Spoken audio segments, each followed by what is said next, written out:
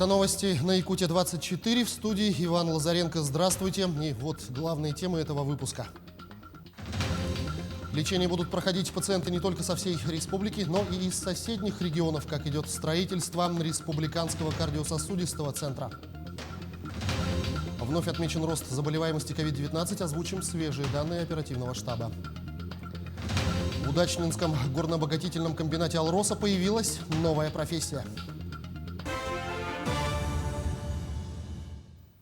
В Главное управление МЧС России по Якутии поступила информация о том, что на автодороге Яна в 56 километрах от населенного пункта Тополино и Тампонского района из-за обильного снегопада произошло затруднение движения на участке дороги. На данном участке находятся 2 автомашины, в которых находится 7 человек, в том числе 2 детей.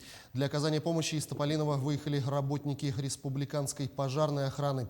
В 50 километрах от федеральной автодороги силами дорожной службы проводится расчистка дороги. Для оказания помощи и проведения спасательных работ в готовности находятся спасатели Республиканской службы спасения и МЧС России из города Якутска. Глава района Яков Степанов отметил, что после схода снежных масс одного человека после этого не могут найти. На 18 апреля выявлено 72 новых случая коронавирусной инфекции, в том числе в Якутске 42, Алданском районе 11, Мегино-Кангаласском, Нерюнгринском районах по 5 случаев, в Таттинском районе 4, в Усть-Алданском районе 3, в Ленском, Хангаласском районах по 1 случаю. За сутки лабораториями республики проведено 1807 исследований на коронавирусную инфекцию. Всего с начала пандемии обработано 1 миллион 34 тысячи 529 тестов. По состоянию на 18 апреля в республику поступило всего 113 212 доз вакцин против коронавирусной инфекции. На сегодняшний день получили первую вакцинацию 93 637 человек, в том числе за сутки 686. Вторую вакцинацию получили 54 467 человек, в том числе за сутки 18. Из числа вакцинированных 22 179 граждан старше 60 лет получили первую вакцинацию, вторую – 12 413 человек. Более 15 тысяч квадратных метров, 8 этажей, 5 больничных лифтов. Проект Республиканского кардиососудистого центра поражает масштабами. Он рассчитан на 150 коек. Лечение здесь будут проходить пациенты не только со всей республики, но и из соседних регионов. Строительство идет четко по графику. Подробности в сюжете далее. Грохот и тучи строительной пыли позади. Готовность кардиологического центра на сегодня 57%. Сейчас ведутся в основном отделочные работы и монтаж инженерных систем. Сейчас ведутся работы электромонтажные, по вентиляции, по водоснабжению, канализации и также внутренние отделочные работы. И в скором времени в планах наружное благоустройство, а также строительство кислородной станции для подвода к зданию и к палатам, и к операционным кабинетам. Действительно, проект кардиоцентра также включает в себя строительство сразу нескольких вспомогательных объектов. Это не только кислородный пункт, но и трансформаторная подстанция, модульная котельная, склад жидкого топлива и многое другое. Будет обустроена и территория, тротуары, пешеходные дорожки, уличное освещение. Согласно графику производства работ, подписанным контрактом ООО «СК-СТ» у нас идет, согласно графика. Все строительные материалы, которые необходимы для работы, они уже здесь на объекте находятся. Объект тепло было запущено в прошлом году, в ноябре месяце. То есть работы они не останавливались. На сегодняшний день согласно графику идет. Открытие подобного центра должно положительно повлиять на показатели смертности от болезней системы кровообращения по всей республике, а может и в соседних регионах. Проект действительно амбициозный. И неудивительно, что строители столкнулись в работе с рядом нюансов.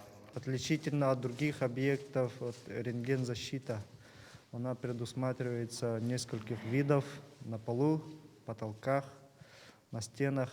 Там у нас идет баритовая штукатурка или же свинцовые панели готовые. Там же ставятся рентгензащитные окна, двери. В новом кардиососудистом центре планируют оказывать комплексные медицинские услуги при всех болезнях системы кровообращения. Официальный ввод объекта, согласно графику, должен состояться уже в декабре этого года. Анна Васильева, Екатерина Амосова, Георгий Григорьев, Якутск.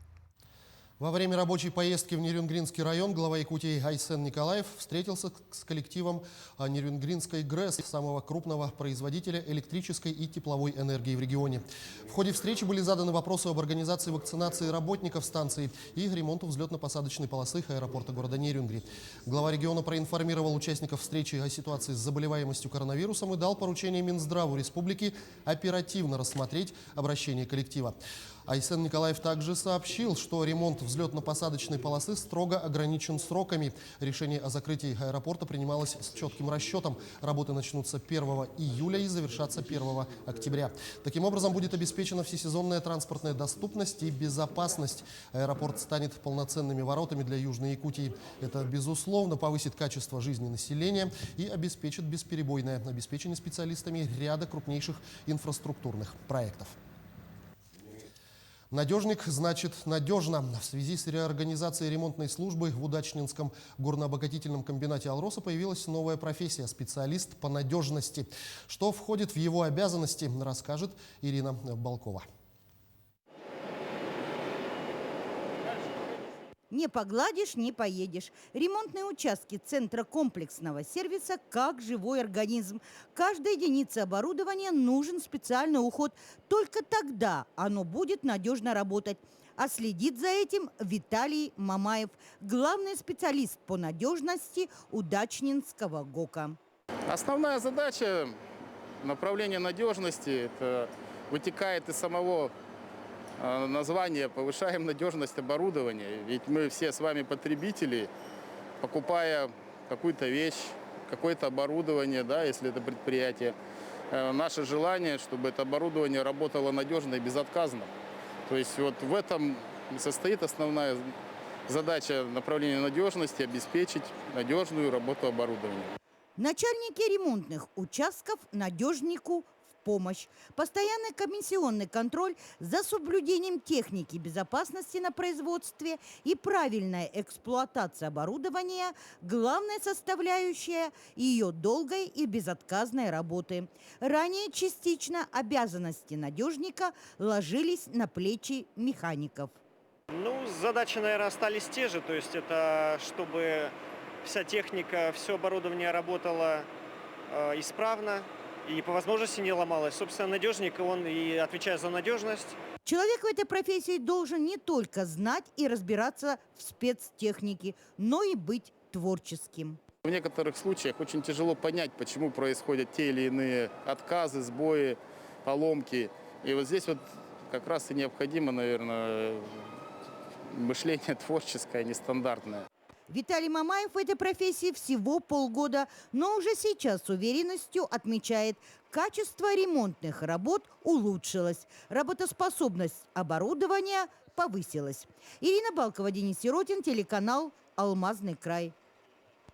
Тем временем консорциум Ростеха и группы ВИС готов приступить к первому этапу строительства моста через реку Лена в Якутии при обеспечении федерального софинансирования проекта.